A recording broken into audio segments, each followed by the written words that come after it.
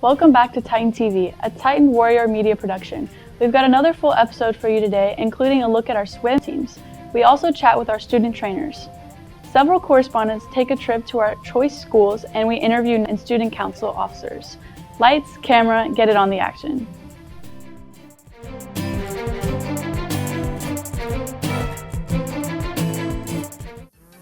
Our athletic training program helps our athletes perform at their best. We caught up with Alyssa to discuss her journey through the program.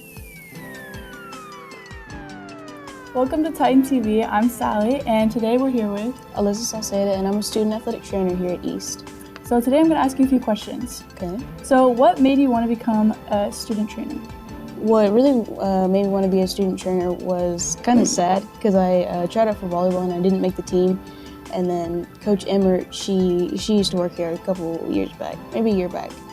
And she was like, well, there's also athletic training that you could do. And I was like, okay, we'll give it a try. And then ever since then, I've moved my spot up to top athletic trainer. Awesome, that's cool. So another question for you is, what does it take to be a successful athletic trainer here? What it takes is a lot of dedication because it takes a lot of your time away, especially with football. It's there's practice every day after school, and it's a 3.5 hour practice. You just stand there in the heat and burn. That's why I come back all tanned. And really a whole bunch of respect for the coaches, a whole bunch of respect for all the athletes, actually learning how to tape, learning all the steps that it takes. And it's a really prestigious process of being successful for it. So what would you say you've learned over the past 4 years in the program? What I've learned in the program is how to build myself up from it. Valleys, taking the hills that are given to me and making something better out of it. So dealing with difficult people, dealing with an injured athlete, being able to comfort them and take care of them, because a lot of it is a mental side of it. Mm-hmm. So what I've learned in the past 4 years. So coaching students and being a student trainer, what would you say about it has made you a better athlete? What's made me a better athlete?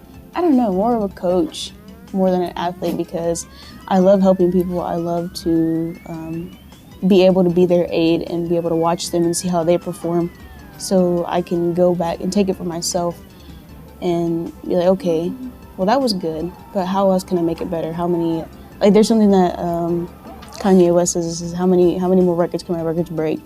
And I keep that in my mind. Being a better athlete from athletic training has really helped, because it showed me something that I can strive towards. Mm-hmm. Not really in the future, but the person that I want to be, helping people in general. That's really cool. Like I said, there's so many memories and so much stuff that I want to take with me. There's a lot of memories with it. That's cool. So another question is, what are your favorite events to work and why? My favorite events to work would probably be football, because it's more exciting.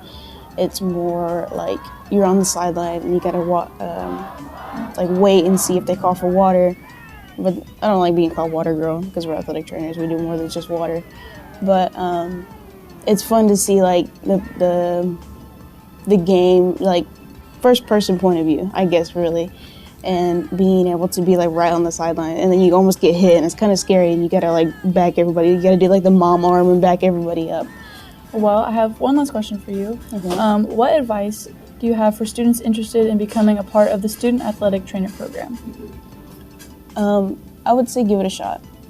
Athletic training is not for everybody. It's for the people who actually want to help. It's for the people who love giving their service and time to everybody else. And if you want to be an athletic trainer, go for it. In the future, you want to be in the medical field, get into sports med. That's one of the classes that we have here at East. And being an athletic trainer is so fun. It's so exciting to see everything that goes on behind the scenes of athletes. Awesome. Thank you so much, Alyssa. It was a pleasure talking to you. Thank you for having me on the show. Back to you, Morgan. Our East swim team sure do make a splash at the local, regional, and state competitions. Let's dive in and see how they're preparing for this year. Hi, welcome to Titan TV. I'm Landry Odom, and we're here with Allison Berger. Hi, Allison. How long have you been involved in swim? I've been involved for swim for about 9 years now, and I started when I was 5. Very nice. In the years to come, do you plan on swimming in college or maybe go pro? I do plan on going to college for swimming, but anything further than that, I feel like I would just go to just a coach. That's very cool. Knowing that you broke two school records last year, do you intend on breaking any more this year? Yes, I broke the 100 fly and the 200 IM records last year, and this year I'm planning on breaking the 53 record, as well as lowering my old records. Very nice. And what would you say is the most difficult stroke in swim? Personally, I feel like breaststroke is the most difficult stroke because of the technique that you have to use. But as far as like tiring wise, I definitely feel like it's butterfly. That's cool. What's it like competing with many of your friends in swim? I honestly, personally, really love competing against my friends because I feel like it just motivates me to do the best that I can. Very nice. Thank you for watching Titan TV. I'm Landry Odom, and again, Allison Berger. Thank you, Allison. Bye.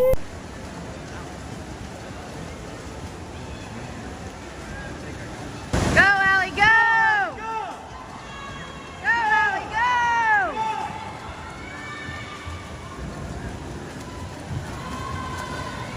Go, Allie, go! Go! Go, Allie, go! Go! Push it!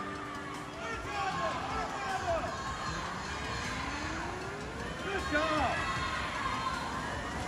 Good job, girl! Friday night lights, camera, action. Victoria ISD will begin live streaming athletic events beginning the 2022 football season.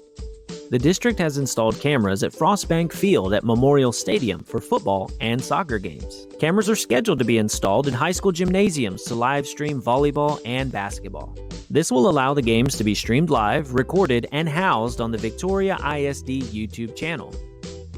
Subscribe to Victoria ISD on YouTube to easily access live games. And to view athletic schedules for the 2022-23 school year, visit visd.net.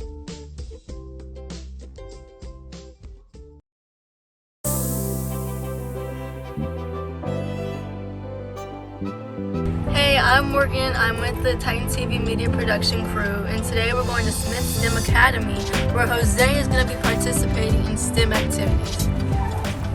Okay, so what is it like being back at Smith? It feels very nostalgic. These halls are way different than what they used to be, and it's just an overwhelming feeling that, wow. Okay, so this week we learned about the states of matter, but we also learned about Sir Isaac Newton. We were able to make oobleck, and we talked about how it was a non-Newtonian fluid, and we also compared it to quicksand. And so they were given the option yesterday to make a poster with their teammate, and they got to pick their topic. And so it was about anything that they learned this week. So it wasn't limited, so they got to pick their product basically. So, and then they are using technology to further research their topics. What do you like about school this year? Well, that you get to learn and you can also make new friends. That's very cool. And how do you feel about Makerspace? Do you like it? It's really fun because you're like learning and you're also bonding with other people. How is this preparing you for middle school? Because you're doing more classes, and in middle school you're also going to have more classes. What has been your best experience in Makerspace? Probably the time that we did, where we did coding. You said coding, is that something you'd be interested in doing in the future? Probably. Do you have any advice for future Smith STEM Academy students? Pay attention and be nice to others. So how do you think this is going to help them in the future? I think having them participate in hands-on learning, especially with creating these projects and overall being in this makerspace, could help them in a way of feeling comfortable and have experience in a way. Because once you go through middle school and high school, experiments and lab projects become more difficult in a way and more rigorous. So I think being prepared in a way. So this here is my brother, and I'm gonna ask him a few questions. So, what's your name? Hector Hernandez. Okay, so what is makerspace to you? Science. Science, a lot of science. Okay, so what are you doing today? We're making a poster about the stuff we learned during the week. And have you decided where you're gonna do your poster on? What have you decided on doing on? On Uber. On Newblick? So what's Newblick? And if you put your hand and you like squeeze it like this for force, it's a solid. But if you let go, it turns into a liquid. So do you like makerspace? Yeah. What's your favorite part about it? About the stuff like we learned about like density and like state of matter and stuff. Okay, that's really interesting. That's really cool. How do you see kids learning differently in STEM-focused activities than in a traditional setting? Well, in STEM-focused activities, they are getting to take ownership of their learning. They're actually getting hands-on experiences, and they're also learning to collaborate with their peers, which is going to be essential when they start working past their education and working as a team. Like in any job, that's essential. So. And do students seem more engaged in learning? Yes, they're excited to come, they're sad when they have to leave, they're always wanting, sometimes it takes even more time to try to get them to clean up because they're not finished yet. And so they get excited about finishing their projects and they are excited about their learning, and sometimes they're learning and they don't even know it because they're having so much fun. What is your favorite part about Makerspace? I love that the kids are learning to be collaborative. They're learning how to problem solve, and I like that they are learning from their mistakes, and they understand that that's one of the biggest things is like we're not aiming for perfection, and that's something that I tell them a lot of times is like, does it have to be perfect? No, because there's always room for improvement. There always is room for improvement. Thank you so much for letting us ask you some questions in your Makerspace classroom, and until next time. So, what has changed since you've been here the last time?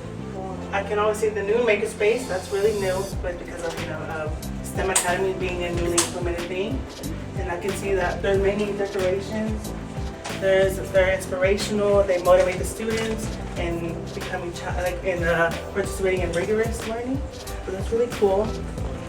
And how do you feel about the whole curriculum changing since you've been here?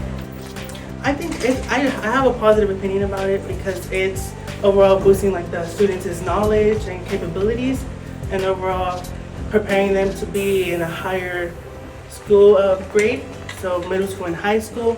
It's really interesting and cool. And is it helpful from your understanding? I think it is helpful because, as I said before, it helps them prepare and overall understand what they're going to be seeing in the near future.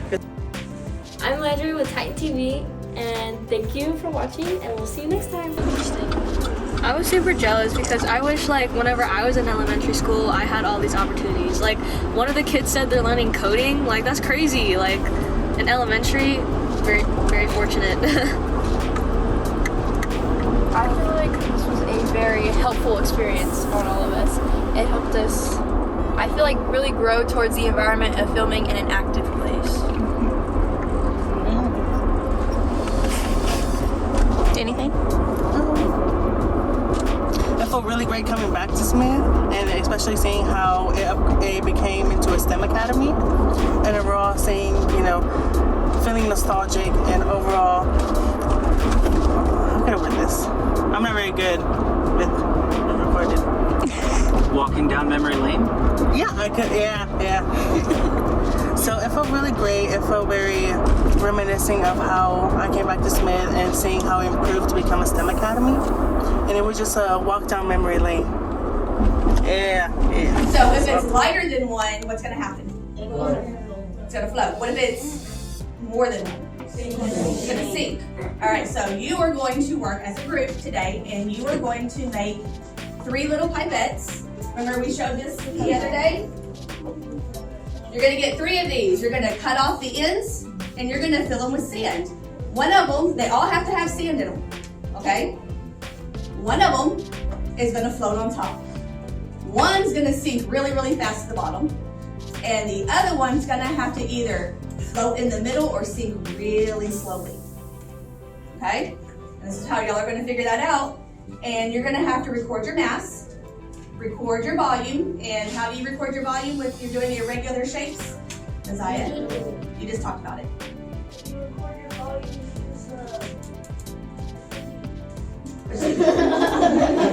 Which thingy?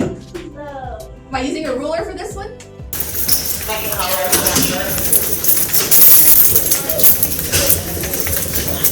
On track, we're going to be doing our density lab. Now, we have talked about density before, correct? Yes. And today we're going to be exploring how density reacts with water. Why do we use water? Does anybody know? So you're going to have to see when they sink or Cut that. this is the directions. Cut off the tail. Yeah, but like. That's great to just close it? Yeah. Then? Okay, so y'all don't need these, right? So the mass is what, of the pipette or of the, what this is? So what's the volume? I don't know. It's also. And the density is? Mass and volume are two different things. Yeah.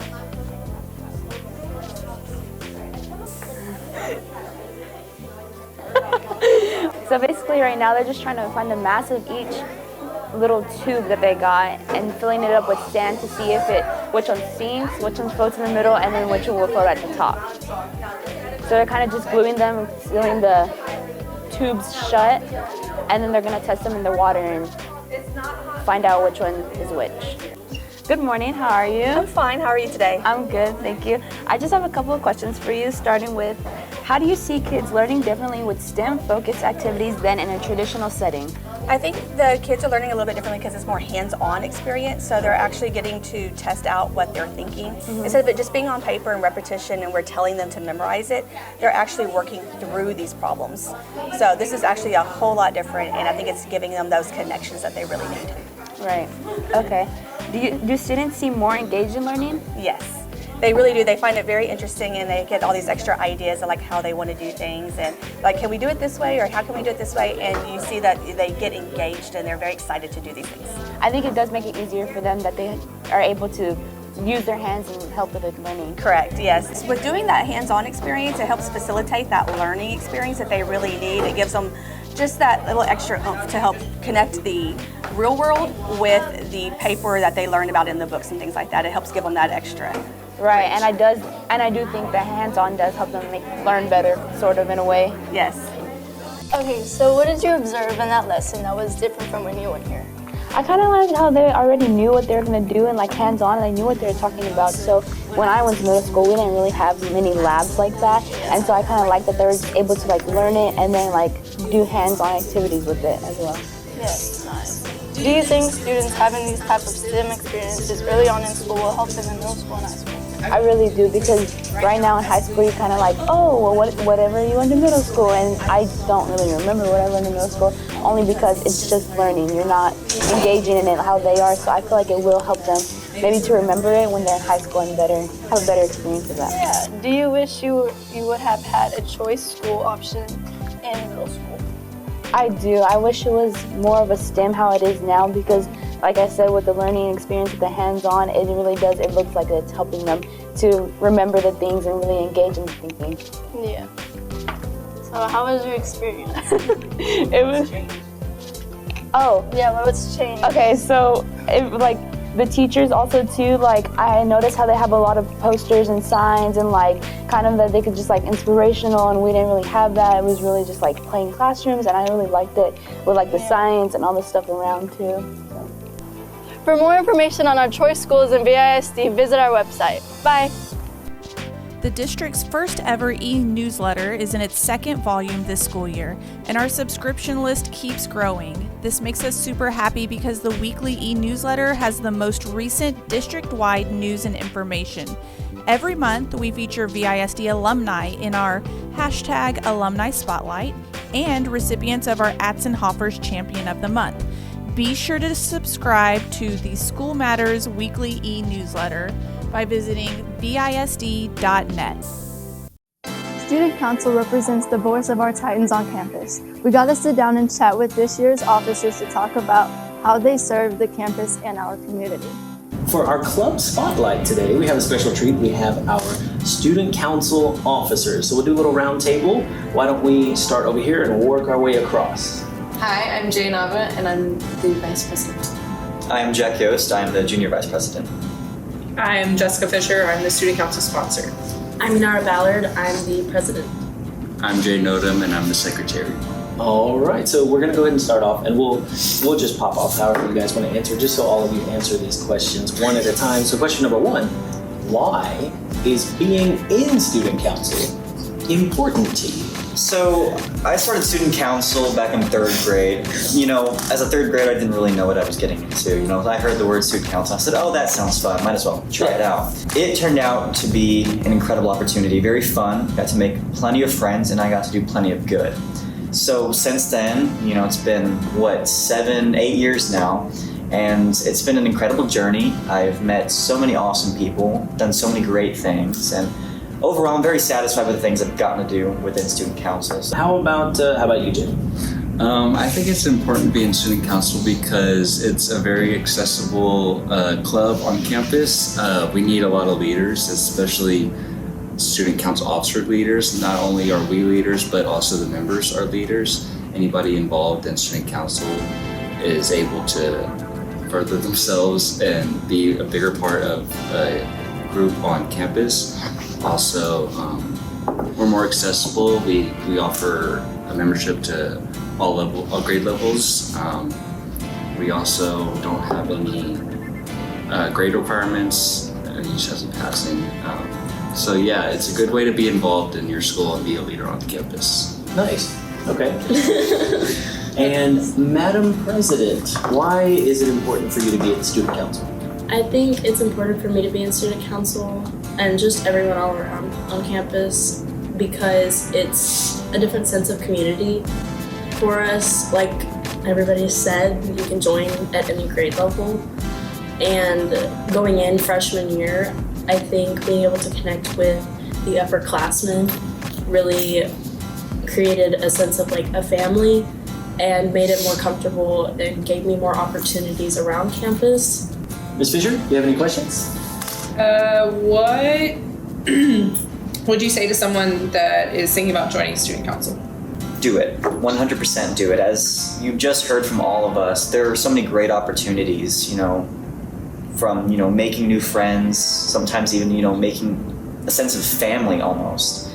And you get to do so many great things for your community, for the community that you just built being in student council and overall your school community and, you know, beyond. So many great things you get to do and experience. So if you're considering joining, 100% do it.